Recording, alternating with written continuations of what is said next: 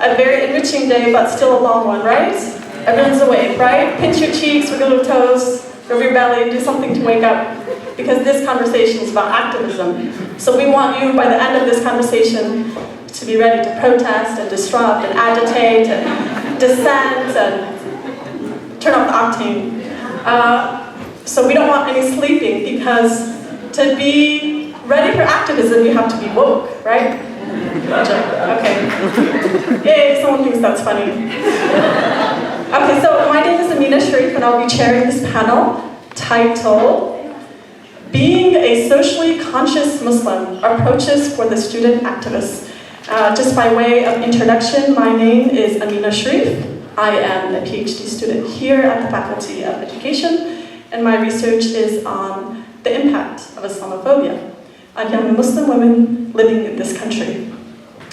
So, the structure of this panel will start with our intervention with Dawud Walid, and then we will move on to hear Arzu Merali.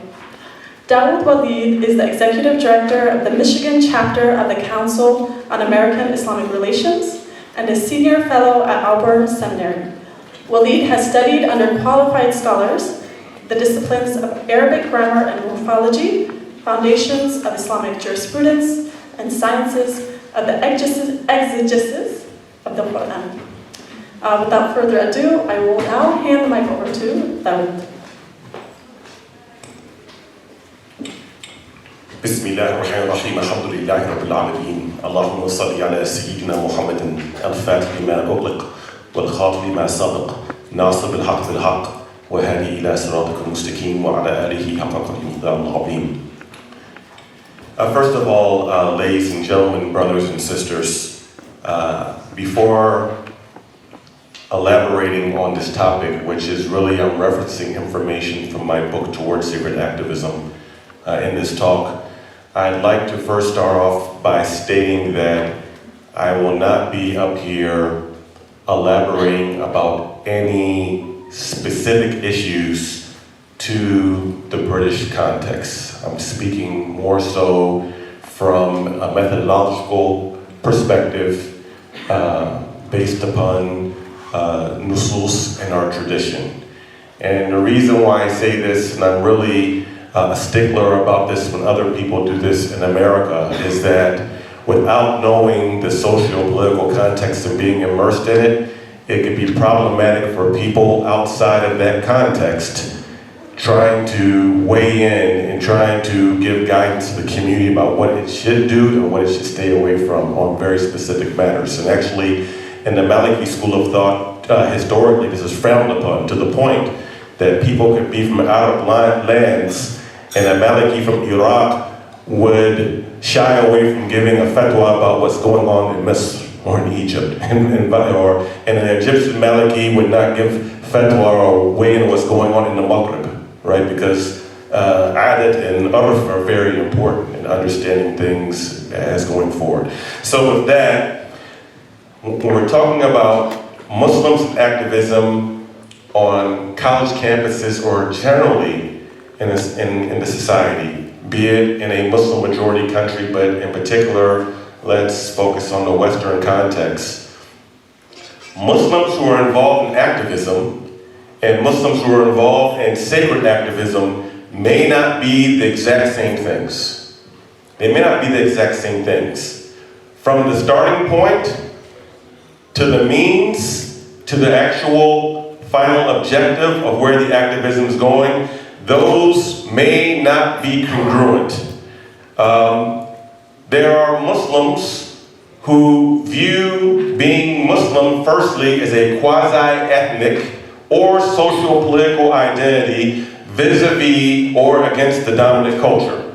And as our identities of ethnicity and race do play a part on how we live in society and how the dominant culture or cultures treat us, that is a different paradigm of firstly viewing ourselves from that point, then from a Muslim involved in sacred activism in which there is a belief that there are certain parameters that guide the activism. And these parameters first come from the transcendent being Allah Azza wa Jal. So let's look at the word sacred, for instance. Like we have the word harma in Arabic, and the word harma is related to the word haram, like al-masjid haram, and al-masjid haram has a haram, right? What is a haram? It is certain precincts or certain parameters where there's a heightened consciousness in which certain things should be done and are more meritorious to do, and there are certain things that are frowned upon and should not be done within the precincts or the parameters of the sacred. That's really what a haram is, right? In this sense, there's certain things there's certain things in Mecca and in those precincts that we can't do, especially in the state of haram, like we know this from a fiqh perspective, right? So when we're talking about sacred activism and the parameters, I believe that the foundation of sacred activism is based upon the Islamic principle that we have in our usul. It's known as al-amru bil ma'ruf wa nahy anil munkar, meaning to enjoy, loosely to enjoy good and forbid the evil.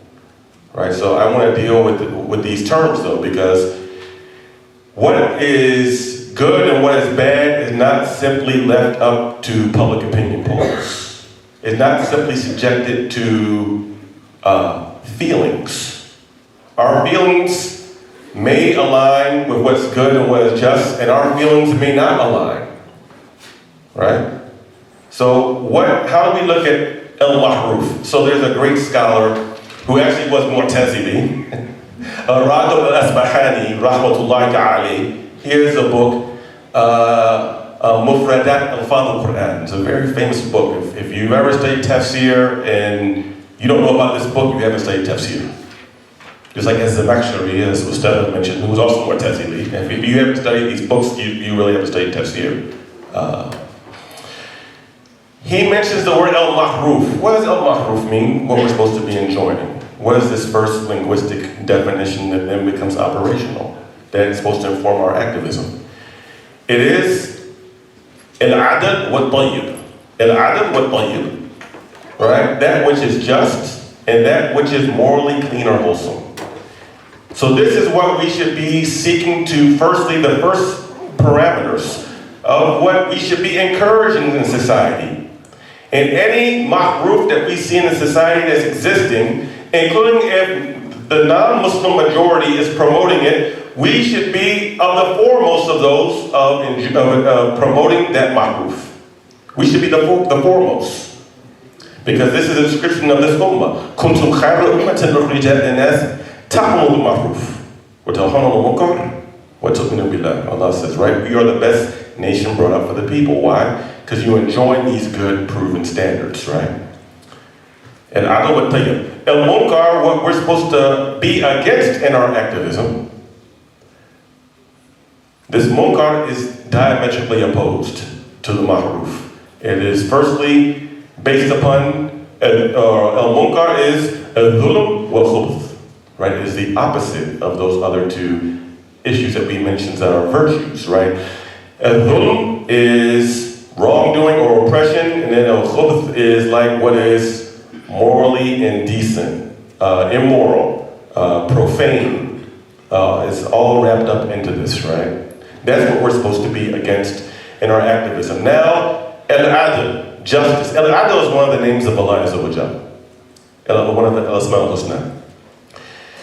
This name of Allah means more than just simply how we understand loosely just. He is the just, right? It is Allah who's the one who has set the balance of everything, but more specifically in a Shari'i definition, Allah is the one who put everything in their proper places as He intended them to be and function in. And when human beings respect this first order, this divine order set by the transcendent, and we, of course, we believe that the first governance is in the world of the malakut. It's the unseen that firstly governs the seen. We don't reduce everything just to materialistic conceptions, materialistic motivations, right? This adl, when human beings respect the natural places that God put things in the human rights, like El-Haq, Azza wa Jal, the one who extended Huquq al-Insan, human rights, right? That's the first one, El-Haq, Azza wa Jal. When we respect that, right, then that's the first level of justice. And human rights first come from Almighty God, right? Civil rights derive from human beings, from governments. And civil rights may coincide with human rights, and some people may call something a civil right that is not an inherent human right. And Malcolm X, if you listen to his speeches in the last part of his life, when he was a Sunni, he gave discourse on his struggle. There's a difference between a human rights struggle and a civil rights struggle. So I encourage you to go back and listen to some of those old Malcolm X lectures. Now, that's the first level of what we enjoy. And that has a basis. We have the Quran, we have the authentic Sunnah, and we have the Ijma', or the consensus of what the righteous and the scholars have agreed upon on certain issues. And there are certain things, ladies and gentlemen, that irrespective of madhab, there are certain issues and certain moral issues there is not ikhtilaf on. Like ikhtilaf means legitimate disagreement, right? We're not talking about something obscure. You can find all sorts of obscure rulings in Islamic texts. You can find whatever you want. It's like a buffet. I can take you even to Al-Wadawna al-Kubra of Imam Malik. You can even go into that book. It's a buffet, right? The different texts. You can find certain things, right? This is why we need teachers to read texts with. We shouldn't be picking up these classical texts on your own. We need teachers.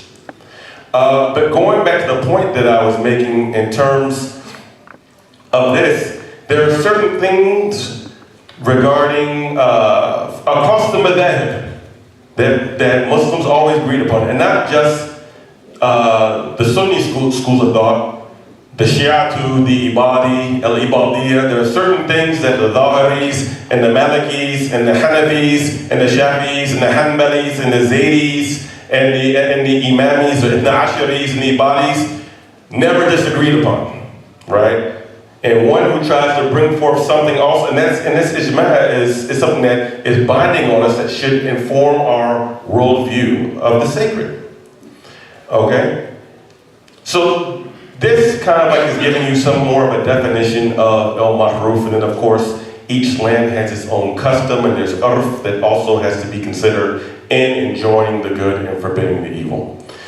Now, this is just to try to give you a broad basis of what is to inform secret activism, starting from the very starting point, or the beginning point of how we define what we should be promoting and what we should be against. Now, for us as Muslims, as the objective should be sacred, the means also should be sacred. We are not the people that say the ends justify the means. We're not the people that say we want to have a righteous cause, but to use unrighteous means to reach a righteous cause. If I can remix the saying of Malcolm X, rahmatullahi ta'ala, he said, by any means necessary, right? I say, by any means necessary that is permissible according to the Quran and Sunnah. It's not by any means necessary in an absolute sense. Because we can't expect to bring about justice by committing injustice in the name of promoting or trying to get justice or a just cause. La yumkin. Doesn't work that way. Not from a sacred Islamic paradigm. So the means, and part of this means relates to our adab. Adab, I hear some Muslims translate adab as manners. Some Muslims say adab is etiquette. Others say adab is comportment. I don't think there's really one word that can really sum up this term that way. Adab, as I understand it, and I was taught, is to give everyone and everything its proper due at its proper place and time. That's adab. To give everyone, starting with Allah, like we have adab and salah. Adab, to give everyone and everything is proper due at its proper place and time. That's adab. So we have adab with each other in the community when we agree. We have adab with each other as a community when we disagree. I don't think the cancel culture is part of prophetic adab, for instance. Okay? We have adab with adversaries. I'll give you an example. There's a lesson of adab from the Quran. The worst tyrant mentioned in the Quran is Fir'aun. Fir'aun is the worst of the worst. He committed so many atrocities. If we want to take a look at it too, from a contemporary perspective, especially when we talk about activism in the West, Fir'aun was a racist because he enslaved the Bani Israel and violated their human rights. Why? Because they were not Egyptian people, they're from the Bani Israel. What is that? Isn't that al-Ansariya? Isn't that racism? Fir'aun. When Musa and Harun's people were severely oppressed by Fir'aun, and they had to go speak to Fir'aun to try to make things right, what was the command of Allah? That was very important. فَقُولَ لَهُ قَوْلًا لَيِّنًا لَعَلَّهُ يَتَذَكَّرُ أَوْ يَخْشَىٰ. When you go to Fir'aun, speak to him in a gentle tone, in a mild tone, lest he may remember or fear, meaning fear what's going to happen to him not from them, from God, because they didn't have positional power. Now, قَوْلًا لَيِّنًا, don't approach him yelling and screaming. Don't approach him cussing him out. Don't approach him calling him names. This is all built into that. So we have to be careful of the means that we use.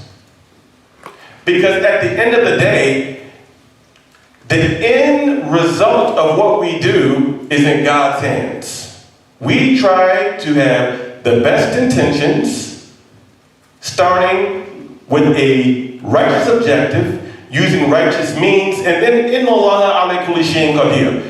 The qadr is with Allah, the results with Allah, the results are not with us. In fact, if we think that we are the ultimate determiners of outcomes, it's actually a subtle form of shirk. It's a subtle form of shirk. Now, last thing. I'm sorry if I'm getting a little animated. I'm from Detroit, I'm from Motown. So excuse me. Sallu ala Nabi. Let's see. So, this last point, coalition versus allyship. I think we misuse this term, allyship, in Muslim spaces. When we have allyship with people, it should be based upon transcendent values and righteous means. We can be in coalition with people that are starting from a different basis, but are getting to a means that is similar we can be in coalition with people that are starting from a different place, but the end of what they're trying to get to and the end that we're trying to get to on a specific issue is the same. We can be in coalition with a group of people on 75% of issues and may disagree with them on 25% of issues. And actually, maybe very important issues.